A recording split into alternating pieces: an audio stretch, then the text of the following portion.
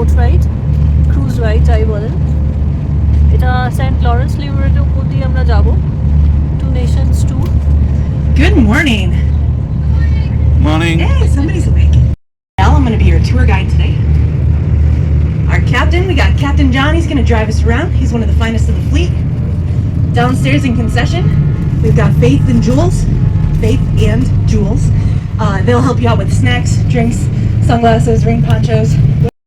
Fell in love with it, and they started building mansions for their summer homes. Now, over the years, sorry, let me back up. Some of them are still standing today. I'll point them out, give you a little bit of history. Some have been burned down or torn down over the years.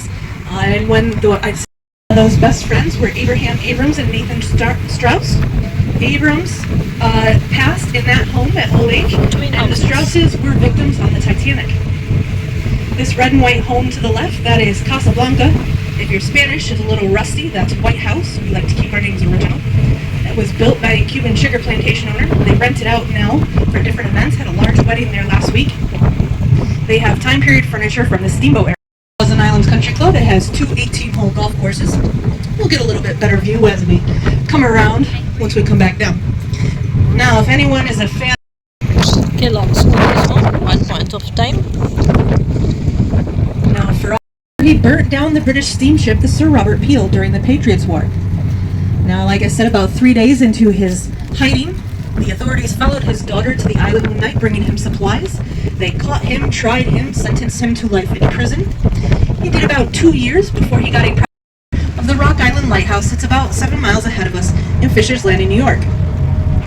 Now, if you're interested in seeing that lighthouse, we do offer a twilight tour that goes right up by it. Tells you a lot more about it.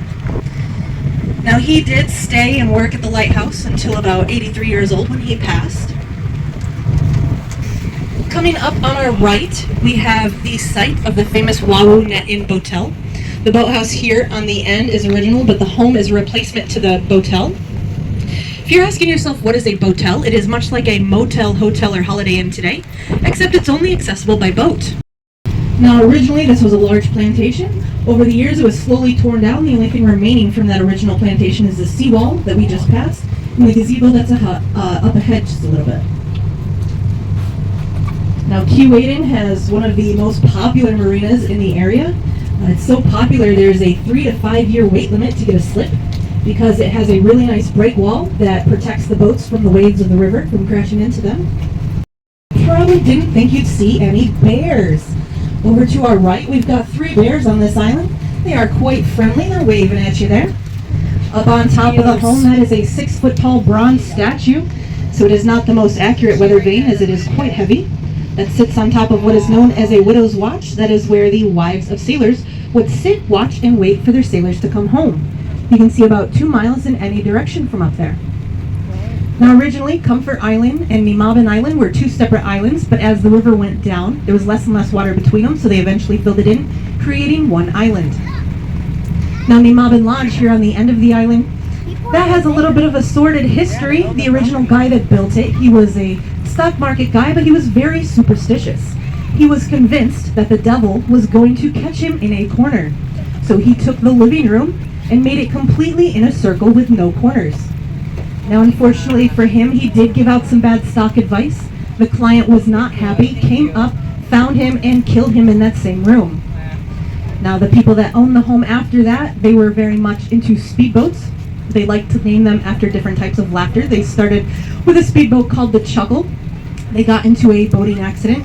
Luckily, everyone walked away with minor injuries, but they replaced the Chuckle with the Giggle, another speedboat. Got into another boating accident with a tour boat much like the one we're on today. Everyone on the tour boat walked away fine, but everyone on the speedboat perished. So we're just going to keep our distance from there, which is still U.S. Wellesley Island is the biggest thousand island that the U.S. has, but it is second biggest overall, the biggest being Wolf Island, owned by Canada, and it lies over by Cape Vincent, New York. Now, the Seaway, which we just turned into, is one of the longest, freshest, navigable inland waterways in the U.S. It spans from the Great Lakes up by Duluth, Minnesota, out to Montreal at the ocean, the Atlantic Ocean. It's about 2,340 miles long. We get 2 types of ships out here. We get Lakers and we get Salties. The Lakers stick to the Great Lakes and the Seaway. You can tell them apart. They have a very wide, broad bow. The Salties, on the other hand, which go out into the ocean, have a very pointed, very narrow bow, so they can cut through the ocean waves.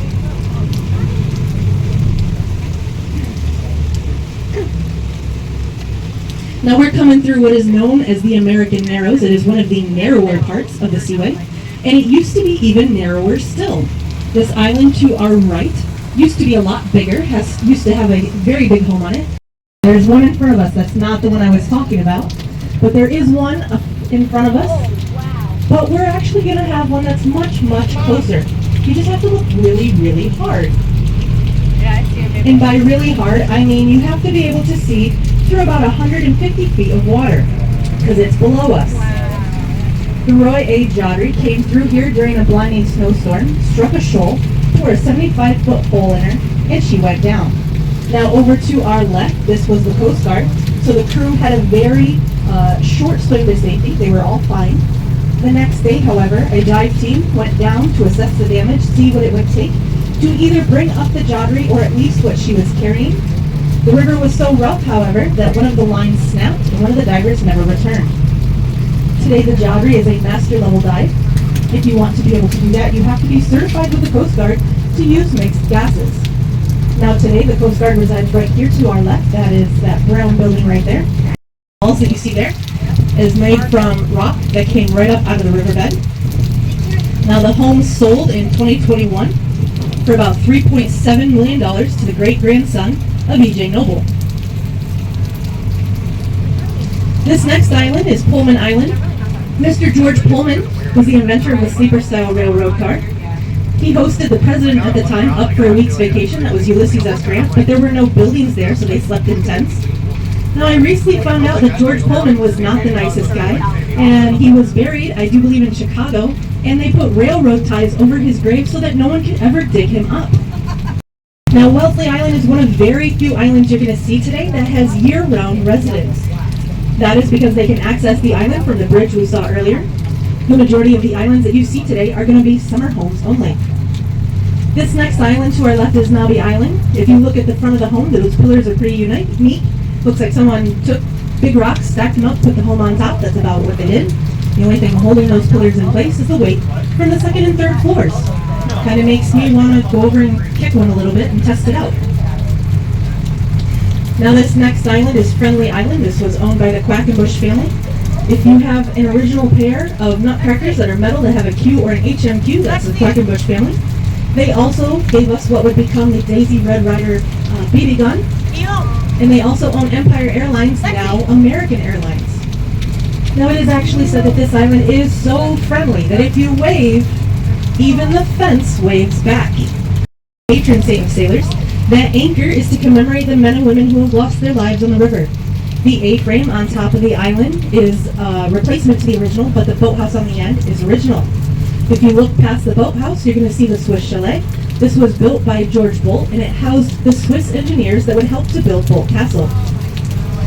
Now, if you look between these next couple islands, you're going to see a really cool building back there. That is the Boldt Yacht House.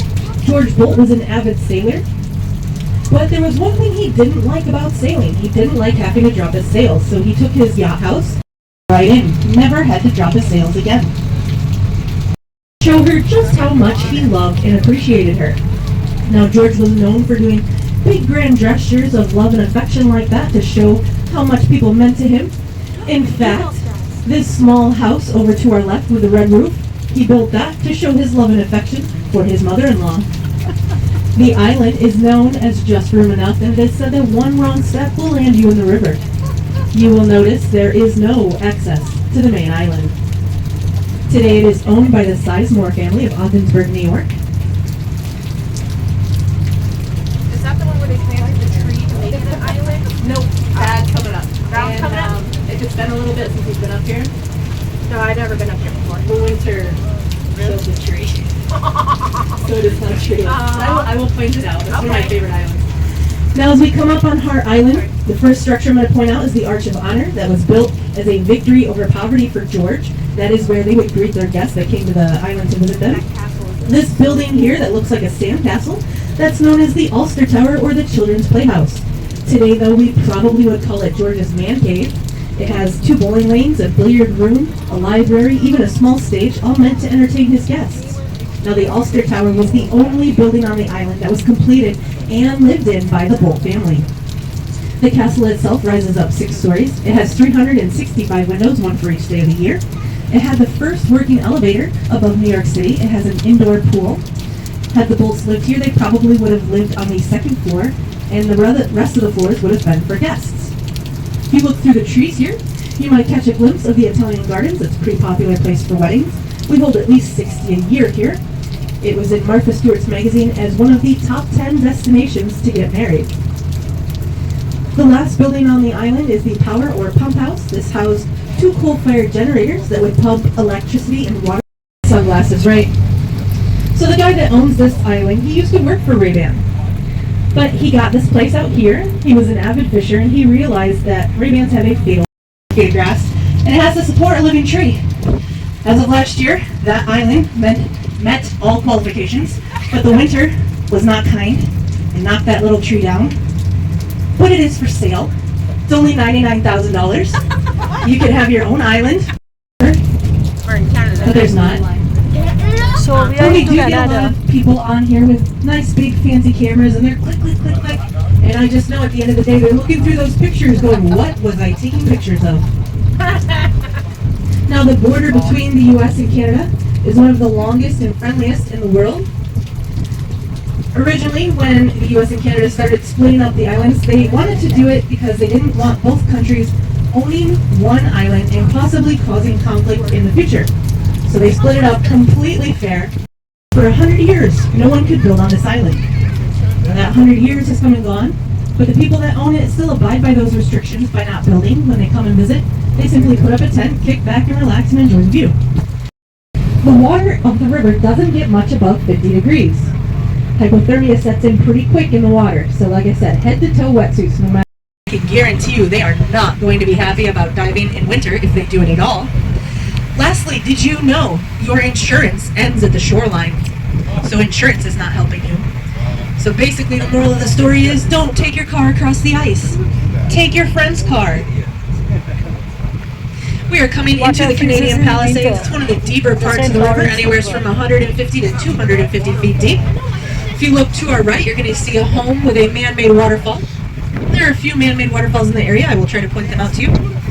That's actually my home. I'm glad you like it. I wish. That would be a really long drive to work. Hospitals in the area, the one hospital that we passed earlier, River Hospital, that was E.J. Noble Hospital. He put that in. He also put one in Governor, and I do believe he put one in Potsdam. Now, he is known for many things that he had his hands in, like ABC Broadcasting, Paramount Pictures, Beach Nut Foods, Rexall Drugstore Chain, Canada Steamship Line, just to name a few. But he always had a special place in his heart for this area. Redstone Island to our right, this was his island. Now, when he was done traveling the world, when he got up in age, decided it was time to hang up his hat, he came back to this area. This white home that you see over to the right, he had that built for himself, and it was aptly named Journey's End, because that is where his journey ended.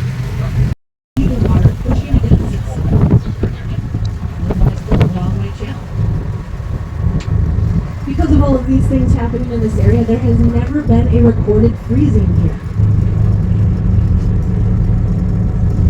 Over to our left, this is Georgina Island. This is a Canadian park that you can visit. It is accessible by boat.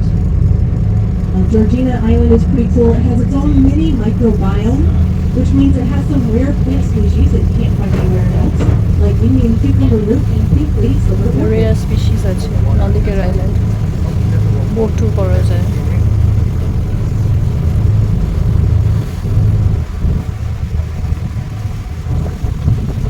Now up ahead, does anyone know what that is poking up out of the trees?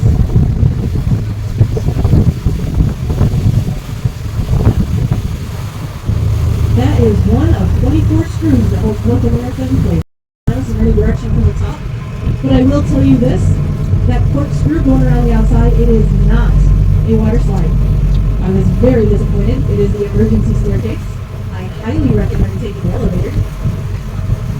One of those high-speed elevators, you're at the top in like 10 seconds. I mentioned some bigger islands earlier. I'm going to introduce to you the smallest of the Thousand Islands over to our left.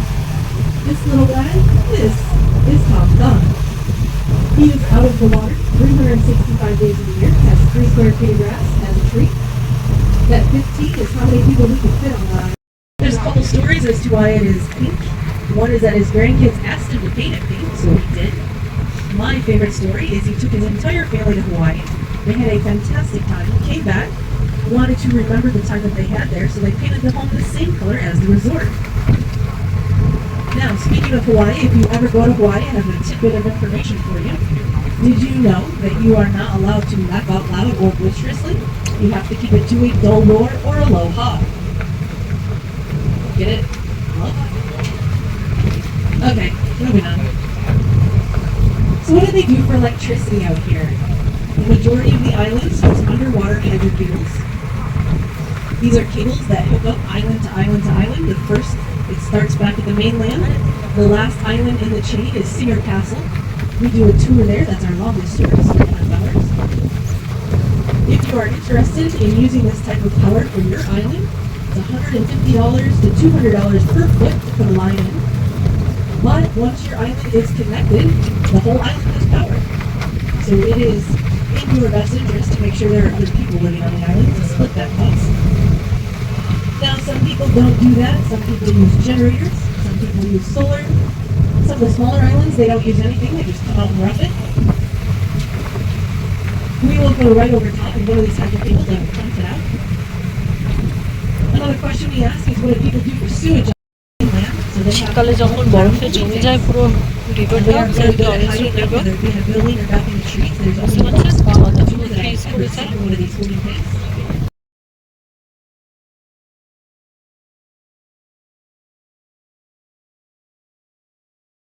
There are a couple of local grocery stores in the bay. If you put in your order, go and park at their dock. They will bring the groceries to your boat, and then you. They were introduced to the river by one of those large ships that I was talking about earlier. They came up and dumped their bilge water into the river, which by doing that introduced them to the river, and they populated and went crazy. But they put in some restrictions now that makes that illegal to do. Sort that says danger, do not anchor here. Over to the left you can see that sign with the guide wire, and it's going to connect up over here. The sign over here is a little bit more hidden in the trees, but that is one of those lines. We're going right over top of it. Now, as I said, they have a danger, do not anchor sign. If you are the person that anchors on one of these lines, first off, it's an electrifying experience. And secondly, if you break that line with your anchor, you fix that line. And as I said earlier, they're $150 to $200 per foot, except you won't get any help from the residents because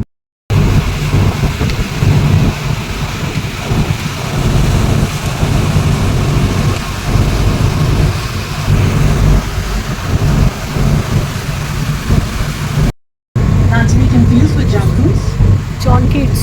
Now, I know you all have been waiting patiently. I said it was a highlight of the tour. If you look to your left, you're going to see a green tank with some artwork on it. That is a sewage holding tank. Is it everything you thought it would be? Now, that sits on the back of Big Zavakan Island. Big Zavakan is in Canadian water. And that is followed by Little Zavakan Island, which is in U.S. water. That means that that cute little footbridge between the two of them is the world's smallest international footbridge.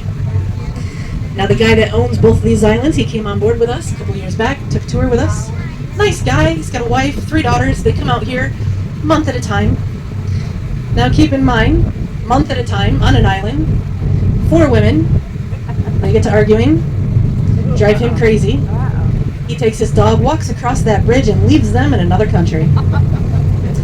With that, we'd like to welcome you back to the U.S. We are struck the island, burning down the library in its entirety. George Muller. Today, we value that loss at around $10 million. Now, Mr. George Miller, he was a member of a secret society known as the Skull and Bones Society. Anybody ever heard of it? If you haven't, that's okay. That's probably how they prefer it, being a secret society and all.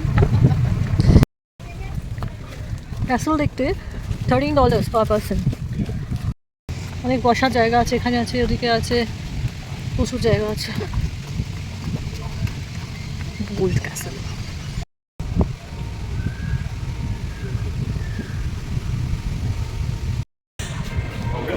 Oh, is this a little irrelevant?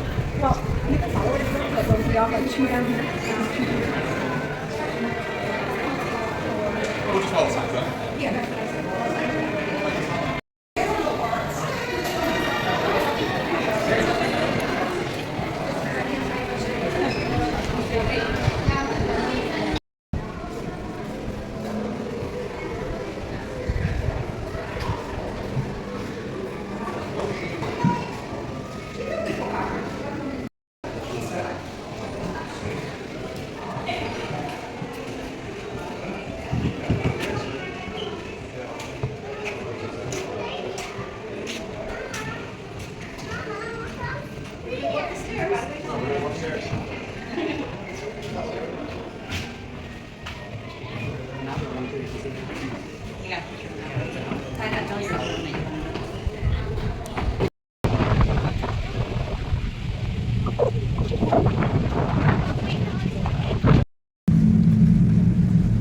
সময় সুযোগ হলে অবশ্যই 1000 islands রাইডটা করবেন। এটা একটা unique destination, at least আমার কাছে তো বটেই।